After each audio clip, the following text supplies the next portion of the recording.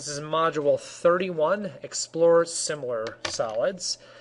Similar, again, we had a bunch of previous modules that were associated with similarity of parts, of perimeters, and of areas. We're actually upping the level a little bit, and we're going to go to volumes as well. So, similar solids are going to be two solids of the same type with equal ratios of the corresponding, remember corresponding is similar positioned sides, linear measures or side lengths, such as the heights or the radii or lengths, etc. So the theorem that's associated with this is that if two similar solids have the scale factor of some value to some value, for example, up here we have 7 corresponding with 21. So 7 to 21, that reduces to 1/3. Does that hold true to each one of these? Well, let's see. 5 to 15, yeah, that's 1/3. 3 to 9, yeah, that's 1/3. Okay, so this would be my scale factor, 1 to 3. Or in this case, we have the generic A to B. The corresponding areas are going to have the ratio. And again, if you can remember this from a previous section, all you do is you square the terms, A squared and B squared. So what do you think you're going to do with the corresponding volumes? Yeah, you're going to cube them. So all you do is cube them. So the parts are A to B. The perimeters, those are the same. Those are going to be A to B, whatever the value is to the value, the reduced form.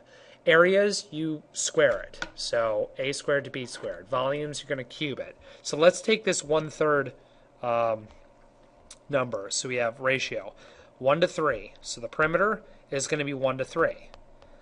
So the area is just going to be 1 squared to 3 squared, which is 1 to 9. The volume is going to be 1 cubed, which is 1, to 3 cubed, which is 27. So the cool thing about this is that you can actually find out what certain volumes are, what certain areas are, what certain perimeters are, without doing very much work. So here we go. Tell whether the given right rectangular prism is similar to the right rectangular prism shown at the right. So we have a right rectangular prism, and we're trying to figure out which one it's similar to. So solution is we look at the corresponding side length. So I'm looking at A. So we have corresponding side of 4 is to 8. Is that hold true when you reduce it? Is that hold true with the widths? So we have 2 to 4, 2 to 4. Absolutely. Well, what about the 2 to 2? 2 to 2. Nope. There's where it fails.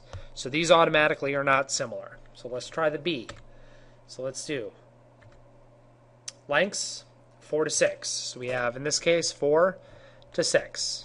Okay, that reduces to 2/3. So let's do with the corresponding side length of 2 to 3. That's 2/3. Okay, so that's pretty easy. What about the heights? 2 to 3. Okay, so we have the similar figures would be this one with this one. And we just showed it by showing the ratios of the corresponding side lengths. So that's something we basically have done before, but now we're actually using three-dimensional figures. So, 2 to 3, scale factor. Prisms are similar. Okay, so this is where this is cool, and you're going to have something like this on quizzes. You're going to have something like this on your final exam as well. So the cans shown are similar to the scale factor of 87 to 100. So that gives you your scale factor. We know 87 to 100. So automatically, I don't have to do any work, and I can give you the parts are going to be 87 to 100. The perimeters are going to be 87 to 100. So those two values should be straightforward, very similar, or very simple. What about the areas? So the areas is going to be 87 cubed, or sorry, 87 squared to 100 squared. What about the volumes? That is going to be 87 cubed to 100 cubed. Now this is where it can get tricky. So we know that from 1 to 2 is going to be a scale factor of 87 to 100. So I'm going to try and find the surface area of the larger can. So 87 to 100. So, and just because this helps, 87 inches to 100 inches is going to be the same as the 51.84 inches squared to x inches squared. Now, since we have the values are squared here and here, that means in order to compare the values using the scale factor, you have to square this. That's why you have squared. Okay? So if you were to do this, if you were to cross multiply and to solve, you should get x equals 68.5 inches squared. That's your surface area. So surface area is SA. Okay? What about with volume? So let's set up the volume one. So we know, again, we have a ratio of 87 to 100 in corresponding parts.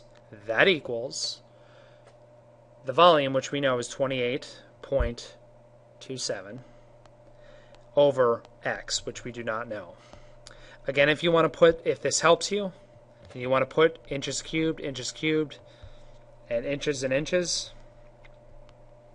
fine. But remember, since we're comparing cubed to inches, you have to cube the left side. That means both the dimensions and the units as well. So when you do this, again, cross multiplication. If you solve and cross multiply, you should get roughly around 42.9 inches cubed. Now, what I think is the hard part of this whole thing is the setup of it. So if you are having issues with the setup of it, that's what you need to possibly get clarification on. If you're having issues with the cross multiplication part of it, that's an algebraic standard. So that means you need to brush up on your algebra. But again, don't forget, and plug these into a calculator, that's fine. Just make sure you plug them into a calculator accurately, because one little mistake can kind of throw everything else off. So watch your cross multiplication.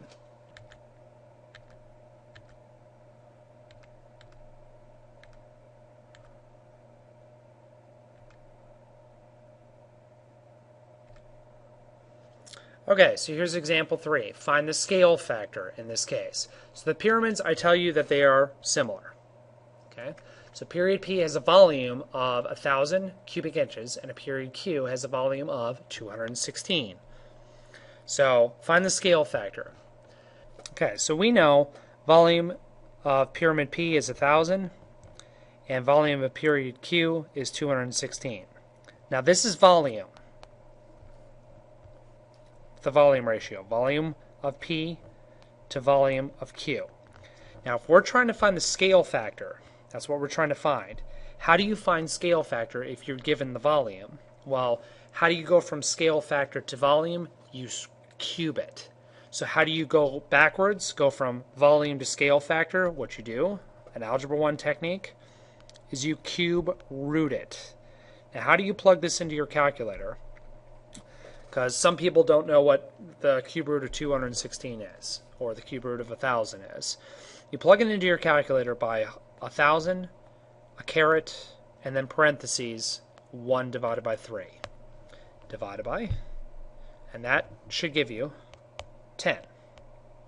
Then do the next one, 216, caret, parentheses 1 divided by 3.